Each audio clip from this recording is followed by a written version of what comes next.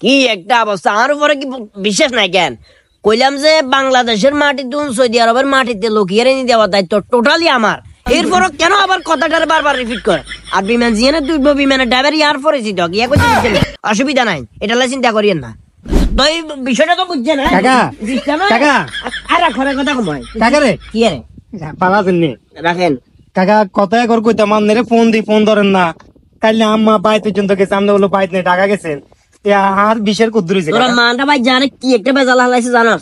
আর বউ এগুলা সহ্য করতে পারে না, ফট করে হেঁটে যায় সেলি মেরে তোর এবারে তোর শাশুমা তোর উল্টা মাইন্ড করে পড়েছে। এগুলা বেয়াদবিনেও পাতিছে। তোর লগে আর লগে টাকা পয়সার লেনদেন আছে, যদি তুই যাইতি ব্যাপারটা ভিন্ন। তোর মারে কোন কারণে হারাইছস? আমার হারাইছি বলতে আমনে তো আর কল ধরেন না, চাচি মাসি বিগুন ভেট ন হিলে আই আমার হারাইছি। ইয়া কবি ইয়ান ক কই বলতে আর বিশের কুদ্দুর লাগাইছে, কোনো খবর নাই যে 1 বছর হয়ে গেছে কাকা। কে কথা দিছস? 5 লাখ দিছি না। 5 লাখ দিকে ইউরোপ জন যায়। আর নরমালি একটা জিনিস বুঝা, তারপরও তুই যেহেতু আমারে দায়িত্বটা দিয়ে দিছস, আমি এলাকার একজন নাম করা দানবিদ, এলাকার একজন নাম করা দানবিদ, আমারও যেহেতু টাকাগুলো দিছস, আমি তোরে তো কথা দিছি আমি তোরে ইউরোপ পাঠাম। তবে কিছু বিষয়ের কারণে হয়তো বা কারণের কারণে তুই আটকে রয়েছস। কিছু টাকা খরচ করলে আশা করি ওটাও ক্লিয়ার। আরে কাকা আপনি কইছেন 5 লাখ টাকা দিব, 5 লাখ টাকা দিছি কাকা। আর ঘরে আর মন থেকে না কাকা, আর মা বাবা আর দুনিয়ার কথা ব্যাক কয়, ফ্যামিলির বিগুনে অকর্ম কইতে কইতে আম মন চাইছে কাকা করতাম।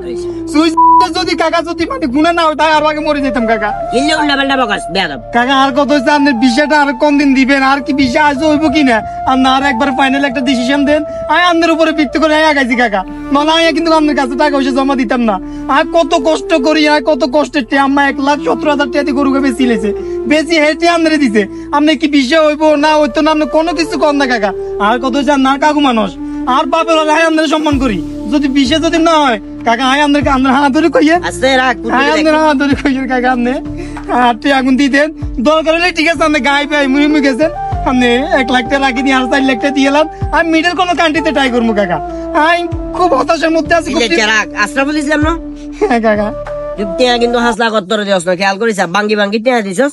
প্রথম দাগে 3 লাখ, পরের দাগে দিছস 1 লাখ, পরের 2 দাগে 50 করে গিয়ে দিছস আবার 1 লাখ, টোটাল 5 লাখ। এর ভিতরে এইটা খেয়াল করিস, এই যে এগুলো হইলো তোর রিপোর্ট। খেয়াল করছিস? ডাক্তারের রিপোর্ট, ডাক্তারের রিপোর্টের ভিতর সবগুলোতে ঠিক আছে, এই জায়গায় করস। সমস্যা দেওয়ার নাকি? সমস্যা তো দেখছি সমাধান হবে নাকি? 50,000 দে, সমস্যাটা সমাধান করে সামনে সপ্তাহে হারা 50 নো কাকা। আরো দিম আপনি বিশের কথা কোন দিন হইতো? আরে যারা বিশের নামে স্বপ্ন দেখায় আর সেই স্বপ্ন বিক্রি করে মোটা অঙ্কের টাকা হাতিয়ে নেয়, তারা দালাল নয়, তারা মানবতার শত্রু, দেশের শত্রু, সমাজের শত্রু। ওরা জানে না একজন তরুণের বিদেশ যাওয়ার ইচ্ছাটা কেবল একটা ক্রিকেট নয়, ওটা তার ভবিষ্যৎ, ওটা তার পরিবারের আশা এবং ভরসা।